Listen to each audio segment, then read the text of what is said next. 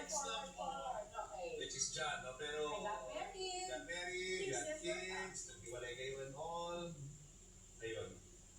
Tayo, sa next love mo, Okay. which is John, no? Pero, I got married. got married, Things got different. kids, naghiwalay kayo and all. Ayun. So, anong konsepto mo sa pag-ibig ngayon? Are you still open to loving again? Did I believe it? Fast forward na tayo.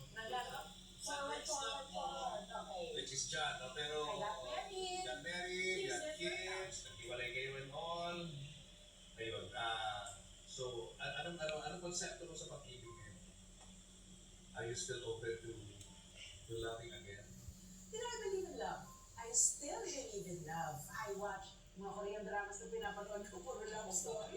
Puro rom-com. Ah, But that's not